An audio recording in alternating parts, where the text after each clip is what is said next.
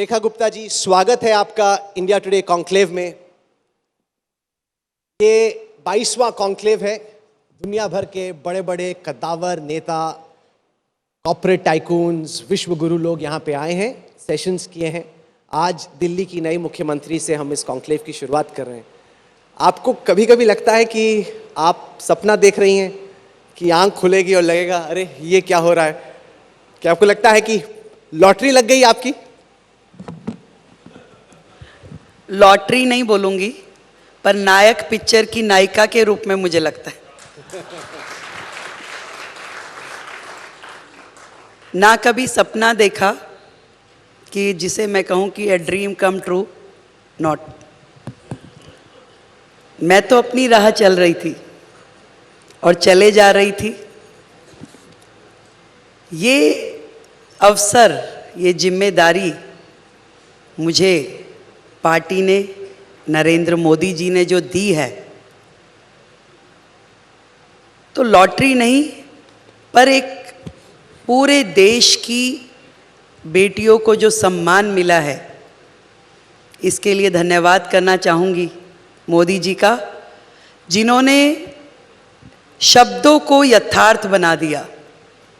Women lead development and women lead government को, शब्दों को चरितार्थ करके आज रेखा गुप्ता को सीएम नहीं बनाया, पूरे देश की बेटियों के लिए एक संदेश दिया है कि भारत का विज़न अब बहुत आगे जाने वाला है। इत्तेफाक देखिए कि रेखा गुप्ता जी इससे पहले कभी कॉन्क्लेव में दिल्ली में रहने के बावजूद ऑडियंस में तक बैठने के लिए नहीं आई, गेस्ट बनकर नहीं आई, सीधे कॉन्क्लेव से शुरुआत हो रही है। कभी कभी आप सोचती हैं कि आप में नड्डा जी ने, मोदी जी ने, अमित शाह ने क्या ऐसा देखा कि जो 48 बीजेपी के विधायक थे उन सब में आप ही को क्यों चूज किया गया?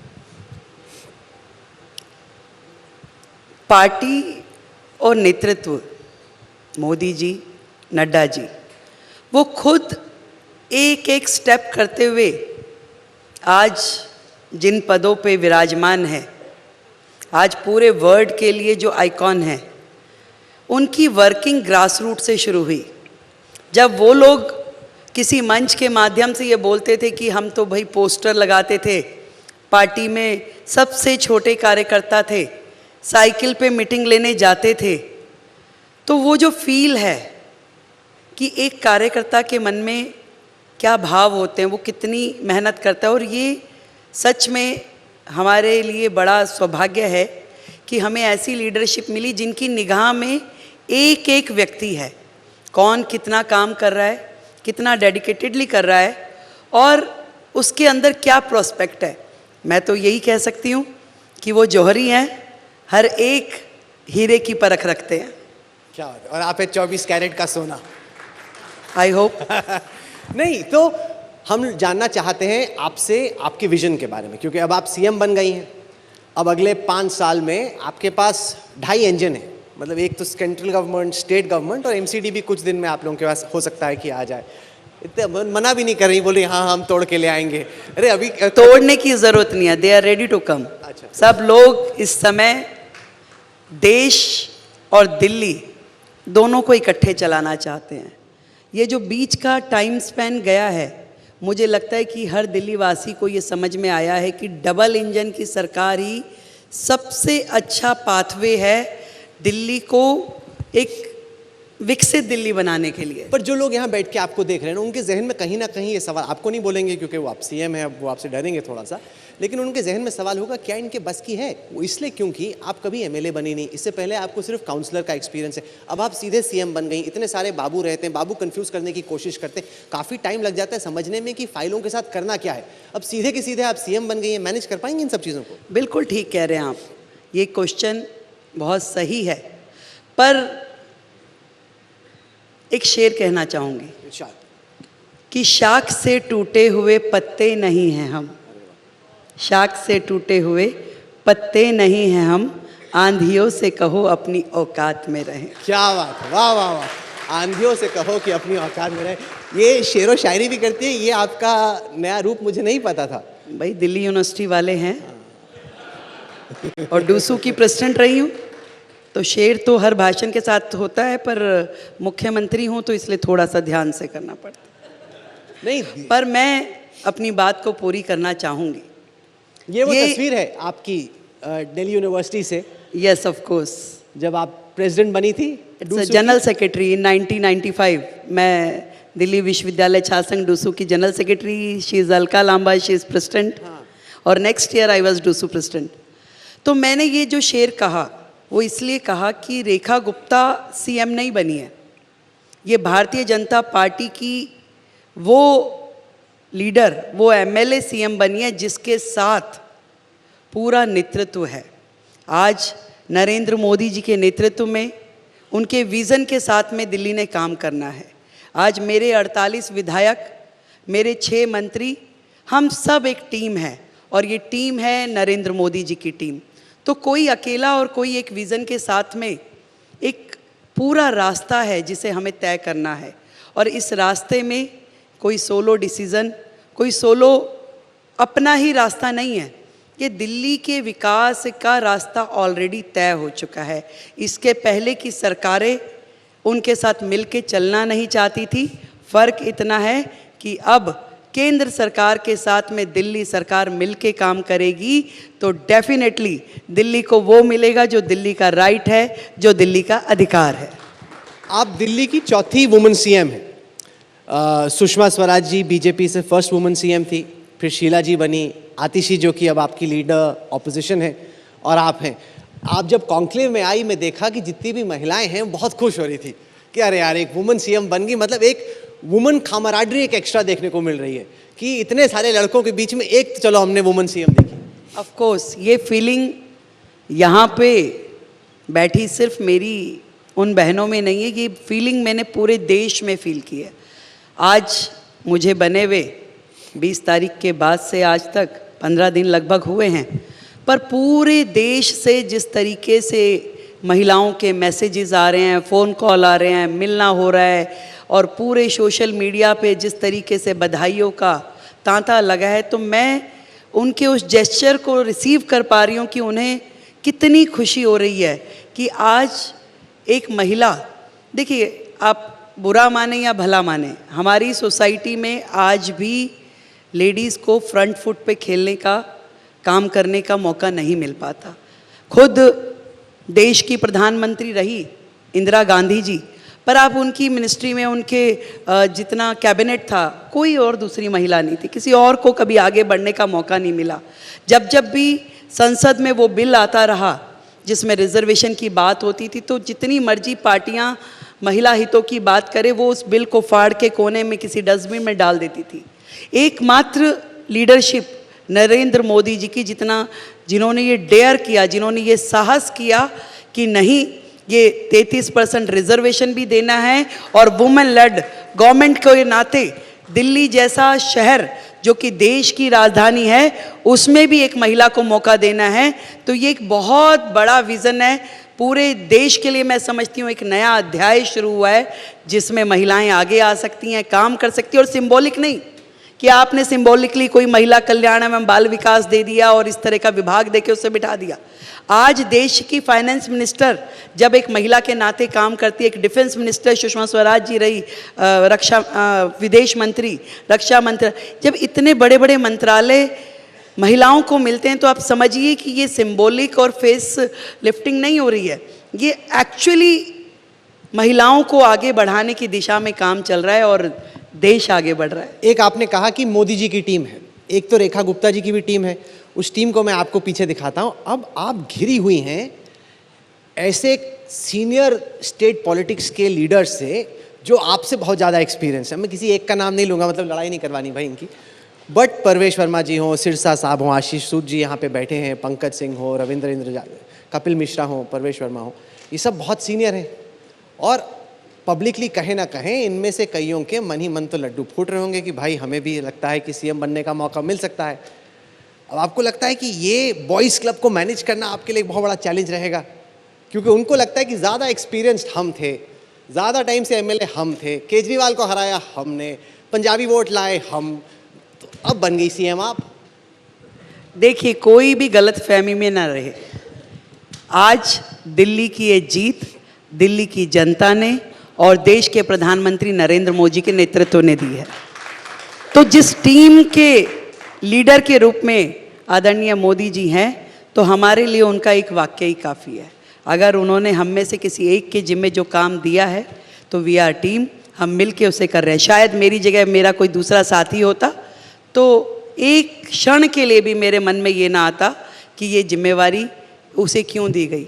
ये हमारे लिए ओहदा नहीं है, पोस्ट नहीं है, ये काम है, जिम्मेदारी है और टीम मोदी मिलके काम करने वाली है। आपको कहीं भी एक मिनट के लिए भी ऐसा नहीं महसूस होगा कि इस टीम में कहीं से कहीं तक कोई भी फर्क है। हमारा लक्ष्य तय है, हमारा रास्ता तय है और विकसित दिल्ली के लिए हमें काम करना है। विकसित भारत और विकसित भारत के लिए विकसित दिल्ली। हमारी नई चीफ मिनिस्टर हैं, पहली दफ़ा इंटरव्यू इस तरह के मंच पे दे रही हैं, इस तरह के डिप्लोमेटिक जवाब दे रही हैं। उनको सुन के मुझे लग रहा है कि जयशंकर जी को बोलना चाहिए कि फॉरेन सर्विस में डिप्लोमैट्स की ज़रूरत हो तो एक यहाँ से हम लोग भेज सकते हैं। नहीं, क्योंकि मैंने देखा, आपसे मैं मिलने आया था सचिवालय में और फिर असेंबली में जब आप सीएम बनी, कि आपके इर्द गिर्द जो लोग थे उनको लग रहा था कि इनको हम मैनेज कर लेंगे, इनको समझा देंगे। मतलब कोई बोल रहा है ऐसे कर लेना, आपको बताने वाले बहुत हैं। उनको लग रहा है कि चूंकि फर्स्ट टाइम के एमएलए हैं, इनको बता, अगर और उनमें से कोई बन जाता तो उनको हैंडल करना मुश्किल हो जाता। कि आपको एक तरीके से इन लोगों को लग रहा है कंट्रोल किया जा सकता है। क्या कहना चाहती हैं आप उन लोगों को जो लग रहा है कि दिल्ली की सीएम को कंट्रोल किया जा सकता है? देखिए, कंट्रोल तो जनता करती है और जनता के कंट्रोल में हम सब काम करते हैं। अब मैं वो मुख्यमंत्री तो नहीं हूँ जो शीश महल में बैठ के काम करूँगी। मैं वो मुख्यमंत्री हूँ जो जनता के बीच में 24 घंटे उपलब्ध रह के काम करने वाली हूँ। तो इसलिए जनता के कंट्रोल में मैं चलने वाली हूँ। जनता चाहे जिस दिशा में मुझे ले जाए और बाकी मेरे साथी हैं, वो जितना उनका मुझे मार्गदर्शन मिलेगा, गाइडेंस मिलेगी, मैं ज़रूर लूँगी। आप गई हैं शीश महल में, वैसा ही दिखता है जैसा आप बोलती हो कि मैं एक झुग्गी में गया दिल्ली के इलेक्शन के टाइम पे, ऐसा बना रखा था जैसे ताजमहल हो। एक्चुअली मैं उस घर में भी गया हूँ जहाँ केजरीवाल रहते थे, उतना बड़ा नहीं था जितना कि ताजमहल आपने बना रखा था। आप रहेंगी शीश महल में जाके? बिल्कुल नहीं रहूँगी। और ये बात मैंने पहले दिन ही बोली थी कि ये जनता के गाढ़े खून पसीने की कमाई है और मुझे कोई अधिकार नहीं है कि मैं अपने ऐशो आराम के लिए उसे खर्च करूं। और दिल्ली की जनता की ये प्रॉपर्टी दिल्ली के लिए काम आएगी, इसके लिए कुछ अच्छा प्रोजेक्ट सोचा जाएगा। पर मुख्यमंत्री के नाते जो मुझे काम करने हैं उसके लिए जितना सफिशेंट मेरे लिए जगह होगी वो मैं ज़रूर करूंगी। और जनता के बीच में रह के काम करना, मुझे लगता है कि ये बड़े बड़े ऑफिसेस, बड़े बड़े घर कोई ज़रूरी नहीं है। आपको एक सफिशेंट सा ऑफिस मिले और आप जनता के बीच में रह के काम करें। जनता भी यही चाहती है कि हमारा जनप्रतिनिधि हमारे साथ रहे, हमारे बीच में रहे, अगर उसे ज़रूरत पड़े तो उसे हम रिसीव कर पाएँ।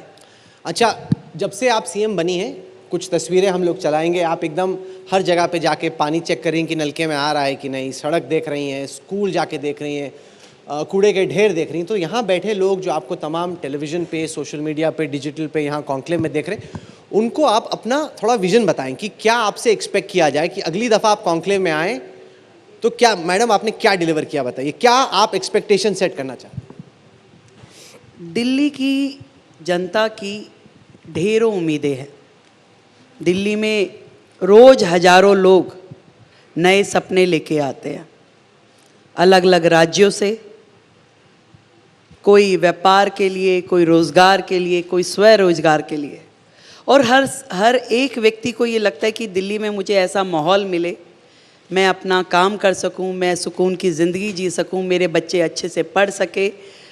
तो वो जो आशाएं हैं, वो जो अपेक्षाएं हैं, एक मूलभूत सुविधाएं देने की, एक आधुनिक शहर देने की, वो जो परंपराएं दिल्ली की है उसको सजो के रखने की, मुझे लगता है कि बजाय इसके कि हम किसी पे दोषारोपण करें, बजाय इसके कि किसी बहस में पड़े, बजाय इसके कि हम किसी और नेगेटिव चीज़ों में एनर्जी लगाएं, दिल्ली की जनता को जो काम चाहिए मैं उस काम को करना चाहूँगी।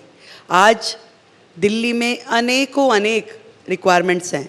हेल्थ के सेक्टर में काम होना है, एजुकेशन के सेक्टर में काम होना है, आज ट्रांसपोर्ट के सेक्टर में काम होना है, आज दिल्ली की सड़कें, आज दिल्ली का सैनिटेशन, हर चीज़ हर जगह हमें लगता है कि खामियां तो हैं। बहुत जनरल है, मैं कह रहा हूँ स्पेसिफिक बताइए कि क्या फंसा हुआ है। आप कब तक, जब अगली बार जब आप आए तो हमने बोले आपने मंच पे ये बोला था, वो आपने किया कि नहीं किया, स्पेसिफिक बताइए। देखिए, कुछ चीज़ें दिल्ली के लिए है। अब गर्मियाँ शुरू हो रही है, गर्मियों में 100% पानी की दिक्कत सालों से हम देख रहे हैं, पर मैं और मेरी टीम ने समर एक्शन प्लान पे काम करना शुरू किया है कि इस बार दिल्ली में वो पानी की समस्या ना हो या कम हो, उस पे काम शुरू हो चुका है। बारिशें आती हैं तो जगह जगह पे जल भराव हो जाता है। ये मैं बेसिक बात बता रही हूँ जो कि दिल्ली के लोग रोज़ाना उस चीज़ को झेलते हैं। आज पानी जमा हो गया, घंटों का जाम लग गया, पूरी दिल्ली के न्यूज़ चैनल, आप जैसे चैनल दिखाते, देखिए एक बारिश हो गई, जाम लग गया है। तो मैं चाहती हूँ कि वो जो बेसिक चीज़ है उस पे हमारा काम, तो उसमें उस मौसम के लिए कौन कौन से पॉइंट है जहाँ जल भराव होता है, उसके लिए हमें क्या क्या काम करना है। आज पॉल्यूशन एक बहुत बड़ी समस्या दिल्ली के लिए आपने है। कहा कि बारिश के टाइम पे पानी नहीं भरेगा सड़कों पे, इस साल 25-25 में नहीं भरेगा, 26 में नहीं कि 29 में, एकदम डेडलाइन सेट करते चलिए ना। बिल्कुल 2025 में ही आपको वो दिखने लगेगा कि आज जहाँ जहाँ जिन जिन पॉइंट्स पे पानी भरता था उसके लिए प्रॉपर मैनेजमेंट हुआ है, उसके लिए प्रॉपर कॉल ली गई है। वो सारी तो इस मेरी साल पानी प्रायोरिटी नहीं है। भरेगा बारिश, आप लोग नोट कर पूरी लीजिए। पूरी कोशिश रहेगी कि मैम, दिल्ली ये में। सब आपके पीछे पड़ जाएंगे, आपने बोला था कॉन्क्लेव आप में कि चिंता पानी ना नहीं भरेगा। करिए, कहीं ऐसा ना हो मैं इनके पीछे पड़ जाऊं। चलिए, आपने कहा कि पानी नहीं भरेगा बारिश में, ये पहला हुआ। ये कूड़े के ढेर हैं, मैं तस्वीरें चलाओ जरा पीछे, बहुत बड़े बड़े हैं। और जितने बड़े ये कूड़े के ढेर हैं उससे बड़े हमने दावे सुने हैं अलग अलग नेताओं के कि कूड़े के ढेर को 3 साल में, 2 साल में, 1 साल में खत्म कर देंगे। इतनी बार तो हमें लेके गए हैं दिखाने के लिए, वो ढेर बड़ा ही होता रहता है। रिसेंटली मैं विज़िट करा मैंने भलसवा वाला ये जो माउंटेन है, और बहुत बड़ा हिस्सा अभी हमने उसको क्लीन किया है और उस पर 54,000 बैम्बो प्लांट्स लगाए गए हैं ताकि एक ग्रीन बेल्ट शुरू हो जाए। और लगातार टाइम बाउंड तरीके से इस लैंडफिल साइट्स को कम किया जाए। इसका पूरे के पूरे तीनों साइट जो हमारी है, आप देख रहे हैं, मेरा वहाँ जाना हुआ है, एलजी साहब ने जो इसमें काम किया है। देखिए बहुत टाइम बाउंड को स्पेसिफाई करते चलिए। 100%। देखिए 2 साल का हमने टारगेट लिया है और उसमें एवरी 3rd मंथ हम इसे विजिट करके उसमें कितना एरिया हमने उसे क्लीन किया, उसको ग्रीन किया, और बाद में एक बड़ा कोई प्रोजेक्ट इन जगहों पे हमारा शुरू हो। मतलब 2027 मार्च में अगर आप कॉन्क्लेव में आई तब तो तक ये कूड़े के आपको ढेर ये नहीं पहाड़ नहीं दिखेगा, मैं ऐसा विश्वास दिलाती हूँ। मतलब पहाड़ छोटा हो जाएगा? 100% नहीं, खत्म हो जाएगा या छोटा हो जाएगा? छोटा हो जाएगा, खत्म नहीं होगा। खत्म होने का तो काम जैसे जैसे प्रोसेस में होगा। देखिए आप सोचेंगे कि भाई रेखा को हम ये कह दें कि आज डेडलाइन, काम सिस्टम में होगा। आज वादे करने से, वादे करने वाली सरकारें जा चुकी हैं, काम करके दिखाने वाली सरकार आई है। काम आपको रोज नित्य नियमित होता हुआ दिखाई देगा। डेली का प्रोग्रेस आप देख सकते हैं, मांग सकते हैं, बोल सकते हैं। और जब हम हर तीसरे महीने आपके सामने, जनता के सामने रिपोर्ट पेश करेंगे, आपको एहसास हो जाएगा कि वायदे नहीं, यहाँ पर वायदे निभाने का काम चल रहा है। सॉरी, ये तो ऐसा हो गया। आप कह रहे हैं कि 2027 में कूड़े का ढेर कम हो जाएगा, खत्म नहीं होगा। मतलब कितना कम होगा? 50%, 60%, 70%? एग्जैक्ट मुझे लगता है कि लगभग हम उसे 80-90% तक लेके आ पाएंगे। 80-90% रहेगा या 80-90% खत्म हो जाएगा? खत्म हो जाएगा सर, खत्म हो जाएगा। और ये भी मैं इसलिए ले रही हूँ कि कल को आप कह दो भाई ये समतल नहीं हुआ, आपके सेफ्टी गार्ड ले रही हूँ। 100% हो जाएगा, ये भी कह सकती हूँ। बेसिकली आप कह रही हैं कि 80-90% क्लीन हो जाएगा, बाकी 2 साल के बाद। और अच्छा, पोल्यूशन बहुत ज़्यादा है मैम, यहाँ पे मास्क लगाने पड़ते हैं, कई सारे लोग हैं, अब सांस लेने में भी दिक्कत होती, कहीं कहीं छोड़ के तो पहाड़ों में, गोवा में, यहाँ वहाँ जा रहे हैं पोल्यूशन का। क्योंकि अब आपके पास कोई बहाना भी नहीं है। क्या है कि हरियाणा में सरकार आपकी है, यूपी में सरकार आपकी है, राजस्थान में सरकार आपकी, तो तीनों तरफ से दिल्ली के इर्द गिर्द जो राज्य हैं उनमें सरकारें आपकी हैं। पोल्यूशन कब कम होगा? आपकी नहीं है भाई, बीजेपी की है। आपकी नहीं है, बीजेपी की सरकारें हैं। और वो तो बेचारे अभी विपासना करने गए हैं। अब तो कोई सामने से भी बोलता है तो हम कहते हैं भाई आपकी छोड़ दीजिए, आगे बढ़िए। सही कह रहे हैं आप। और यही हमारा विज़न है, यही हमारा काम करने के लिए प्लान है कि पॉल्यूशन एक बहुत बड़ा दिल्ली के लिए समस्या है, और इस पे जो काम हमने सोचा है उसको बहुत ही टाइम बाउंड तरीके से उस पर एक्सपर्ट्स की राय लेकर के जो काम तो करना है क्या आज सोचा है और क्या टाइम बाउंड? बिल्कुल बिल्कुल। मुझे लगता है कि पॉल्यूशन के लिए हमें हर दिशा में, चाहे वो एयर पॉल्यूशन हो, वाटर पॉल्यूशन हो, हर एक के लिए काम करना होगा। एक तरफ हमने यमुना को साफ़ करने का काम शुरू किया है, वहाँ से गार्बेज क्लीनिंग, वहाँ पे एसटीपीज़ बना करके जो नाले न यमुना में गिरते हैं उसको क्लीन करने का काम शुरू किया है। और दूसरी ओर एयर पॉल्यूशन के लिए हम सब ई व्हीकल से ले करके पराली को ख़त्म करने तक का जो रास्ता है उसे तय करने वाले हैं। आज हमारे पड़ोसी राज्यों की ओर से जो दिक्कत हो या इन हाउस दिल्ली में जो समस्याएं हैं उन सबको समाधान करते हुए पॉल्यूशन को एक सॉल्यूशन मिले, इस बार की सर्दियों में आपको दिल्ली छोड़ के ना जाना पड़े, इस काम को बहुत ही गहन तरीके से किया जाएगा। इसी बार की सर्दियों में नहीं जाना पड़ेगा? अब से बिल्कुल। लेके दिसंबर तक क्या करेंगी आप? नहीं, अब से लेके आप दिसंबर ऐसी तक मुझे डेडलाइन लगता है लीजिए जो ठीक ठीक भी लगे। आपको हम 1 साल और देने को तैयार है पोल्यूशन के लिए। ऐसा ना हो कि प्रेशर में आप ज्यादा जल्दी आप AQI उसको आप चेक करें और आपको ध्यान में आएगा कि किस तरीके से दिल्ली का पॉल्यूशन कम हो रहा है। और उसके लिए जो भी एफर्ट्स हमारी गवर्नमेंट को करने हैं, हमारे सिस्टम को करने हैं, हम नहीं, तो उसको करेंगे। स्पेसिफिक बताइए ना, अब से लेकर दिसंबर तक पोल्यूशन कम कैसे होगा? आप इसे टाइम बाउंड करना चाहते हैं और इसको आप चाहते हैं कि मैं वायदे करूं केजरीवाल जी के जैसे और फिर आप स्क्रीन पे चलाएं कि रेखा जी तो ये बोल के गई थी, तो मैं ऐसा करने वाली नहीं हूं भाई। आप फंसाइए मत मुझे। नहीं, मैं आपको आप extra मुझे time कहेंगे देने को तैयार नहीं हूं। एक्स्ट्रा टाइम आप मैं 5 साल का भी मांग लूँ तो फिर आपको नहीं होगा, परंतु काम जेन्युइनली होगा। आप कहेंगे कि अब केजरीवाल जी के जैसे मैं बाद में जाते हुए माफ़ी नहीं मांगना चाहती कि मैं नहीं कर पाई, मुझे काम करना है और काम करने दीजिए। और काम करने के लिए आप कॉन्क्लेव की इस चेयर पे बिठा करके आप मुख्यमंत्री जी से डेडलाइंस लें। मुझे लगता है कि वो करने की ज़रूरत नहीं है आप लोगों को। आप दिल्ली में प्रोग्रेस देखेंगे, इतना मैं वायदा कर सकती हूँ। एंड देखिए, इसमें हकीकत यह है कि प्रोग्रेस हो तो इसमें आप ही का फ़ायदा नहीं, आज जितने लोग बैठे हैं जो देख रहे हैं सबका फ़ायदा। सब चाहेंगे कि प्रोग्रेस हो क्योंकि उसी से उसी सड़कों पे उनको जाना है। मैं उस दिन LG साहब के यहाँ गया, उन्होंने कहा कि हम यमुना को ऐसे बनाएंगे जैसे साबरमती है या जैसे टेम्स है या 100% कि वहाँ पे आप बोट्स लेके जा सकते हैं, कनूइंग कयाकिंग कर सकते हैं। बिल्कुल। अब ऐसे सपने मत दिखाइए कि हम लोग बूढ़े हो जाएं और अभी भी गंदगी गंदगी वहीं पड़ी उसके लिए आपको बूढ़ा होने की ज़रूरत नहीं है। आप उसको 3 साल में देख पाएंगे कि आप हमारे साथ क्रूज में चलेंगे और एक ऐसा ही लाइव कॉन्क्लेव उस पर करेंगे 3 साल में। पक्का। नहीं, ये लोग तालियां बजा रहे हैं क्योंकि वो चाहते हैं। इसको आप नोट कर सकते हैं, आप करवा लीजिए। कोई है यहाँ पे नोट करने वाला? सब नोट कर रहे हैं, आप चिंता कर रहे हैं तो कीजिए। आप डेट फिक्स कीजिए। अच्छा, इतना कॉन्फिडेंस? आप डेट फिक्स अच्छा, कीजिए। देखिए पोल्यूशन पे कॉन्फिडेंस कम है, यमुना पे ज्यादा, वो क्यों? देखिए बात सुनिए, हर काम को आज हम यमुना पे काम शुरू कर चुके हैं। पॉल्यूशन पे जो काम है वो दिल्ली में ट्रांसपोर्ट सिस्टम को ठीक करना, दिल्ली के महत्व जो चीज़ें हैं वो करना, पर पॉल्यूशन एक ऐसी चीज़ है जो आपकी सारी सराउंडिंग से भी दिल्ली में आता है। उसमें जो मल्टीपल एजेंसीज इन्वॉल्व है, हमें उन सब पे काम करना पड़ेगा। और मैं विदाउट होमवर्क बहुत चीज़ें बोलना नहीं चाहूँगी। मुझे लगता है कि मैं जब अपने आप में पुख्ता जवाब देने की स्थिति में हूँ और उस काम को करके दिखा पाऊँ, मुझे तभी बोलना चाहिए। नहीं, ये अच्छी बात है, कम ही बोलो वो बेटर है। डेडलाइन ऐसे ना लो तो मैं भी उसको अप्रिशिएट करता हूँ। पर आप कह रहे हैं कि 3 साल के बाद यमुना जी चलेंगे पक्का, कि हम लोग एक पंचायत स्टाइल का कुछ कार्यक्रम कर सकते हैं यमुना जी। 100% पक्का? बिल्कुल। तो ये तो अच्छा है, आप लोग जरा तालियां बजा दीजिए इस उम्मीद में कि ये हो जाए। होगा कि नहीं होगा अभी पता नहीं, लेकिन इस उम्मीद में कि ये हो जाए 3 साल के बाद तो काफ़ी बड़ी बात। आपका इसमें कॉन्फिडेंस लग रहा है। वैसा तो नहीं होगा कि बाद में माफ़ी मांगेंगे केजरीवाल की तरह? मैं इसलिए वो काम करना ही नहीं चाहती। अच्छा, यार बार बार यूनिवर्सिटी बोल रही हूँ, मैं दिखाना चाहता हूँ आपको कि किस तरीके से इस वक्त अखिल भारतीय विद्यार्थी परिषद से जो निकल के आए हैं, और मैम भी ABVP की हैं, जितने भी CM बन रहे हैं वो वहीं के बन रहे हैं। हाल फिलहाल में एक बड़ी सूची हुई है। अच्छा, कुछ तो BJP में है, कुछ कांग्रेस में भी हैं, जैसे रेवंत रेड्डी थे, तो देवेंद्र फडणवीस आते हैं ABVP से, मध्य प्रदेश के मुख्यमंत्री मोहन यादव आते हैं, राजस्थान के मुख्यमंत्री भजनलाल शर्मा जी वो आते हैं, पुष्कर सिंह धामी हैं उत्तराखंड के, ये भी ABVP से हैं, विष्णु दियो साई छत्तीसगढ़ के मुख्यमंत्री ABVP से, और रेवंत रेड्डी कांग्रेस में है लेकिन वो भी हैं ओरिजिनली ABVP के। तो मतलब कि जिंदगी में अगर राजनीतिक सीढ़ी पे आगे बढ़ना हो तो ABVP ज्वाइन कर लो।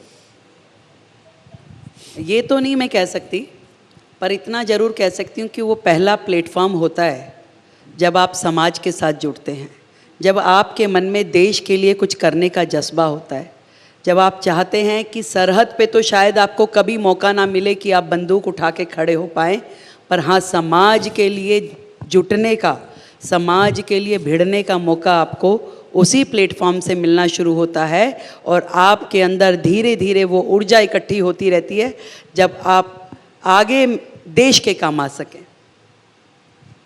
बीजेपी के 14 चीफ मिनिस्टर हैं, उसमें एक लौती महिला आप हैं।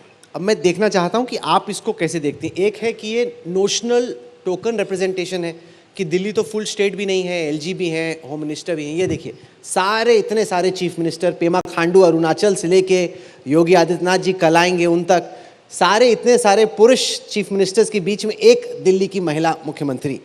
तो एक तो उसके लिए तालियां। दूसरा ये कि आपको लगता है कि ये नोशनल है या जेन्युइन एम्पावरमेंट है विमेन की? आपको क्या लगता है? आपके तेवर देख के तो मुझे लग रहा है कि आप काफ़ी हैंडफुल होने वाली हैं सबके लिए। तो बस आप उसी दिशा में मूव करें। दिल्ली देश की राजधानी है, यहाँ कुछ भी करने से पहले बहुत कुछ सोचा जाता है।